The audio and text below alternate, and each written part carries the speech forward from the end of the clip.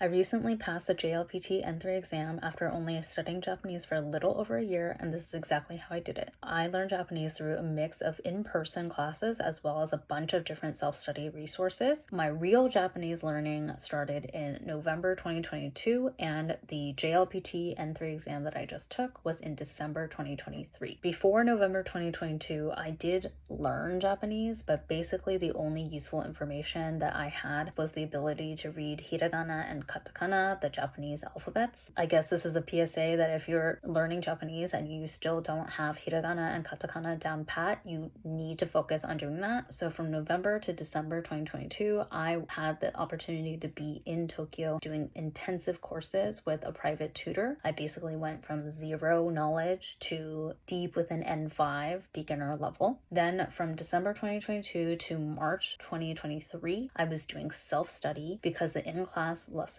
it was just like input, and no time to absorb. So I really took those 3-ish months after I left to absorb what I learned and really solidify that. The main resource I used during this time was Anki, which is the digital flashcard system, and I basically input everything that I learned from both vocabulary as well as grammar rules into Anki as different flashcards that I would review every single day. Then in March 2023, I took another 4 weeks of in-person lessons with the same private tutors, and we basically picked up where we left off. And at the same time, I also started WaniKani, which is the kanji learning platform. This is really what boosted up my levels like no other. Then from April to October, all I was doing was self-study. I was only at halfway through N4 at that point, so I needed to learn the rest of it. My Japanese language school, they have a bunch of their own resources, like worksheets that teach you the grammar rules and also have like a ton of practice questions on their website. It's free, Meguro Language Center, Tokyo. So if you Google that, you can find their website, MLC. So essentially I went to the N4 level and downloaded all the worksheets that I had not gone through yet and taught myself based on those worksheets. This was like a patchy way to learn, I'll admit it, but I was like, you know what, good enough. To supplement that, I was also using Bunpo, the mobile app. It's like a quick fire way of learning different grammar rules in Japanese. Also within the self-study time was when I decided that I wanted to take the JLPT exam and that I wanted to take N3. My husband, who's been studying Japanese for like many years, he already knew that he wanted to take the exam in December 2023. So seeing him be motivated to take this exam, I was kind of motivated. I was like, okay, I want to try taking the JLPT as well. But for me, I was at this weird spot where I was like,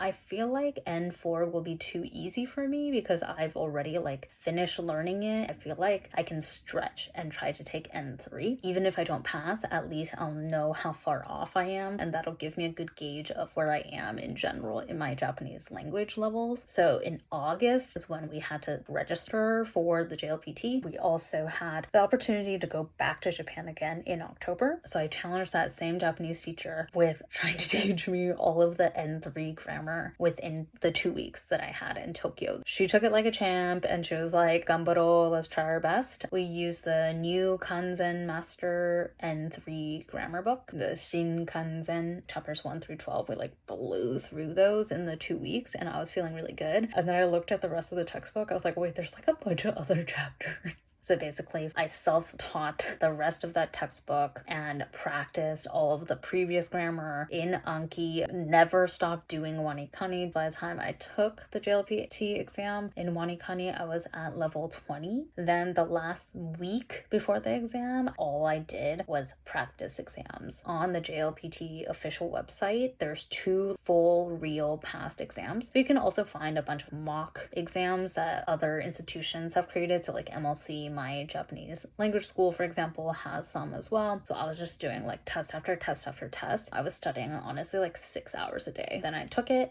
results just came out, and I'm so happy that I passed. That's basically how I passed. It was a mix of on and off sporadic in-person bursts of very dedicated learning with a teacher and a ton of self-study. It's the review, practice that makes everything that you learn solidified. So you need to be doing that and making it a habit to build it into your day. Good luck to all you language learners, and hope that we can all celebrate passing the JLPT next levels that we're shooting after next year and beyond.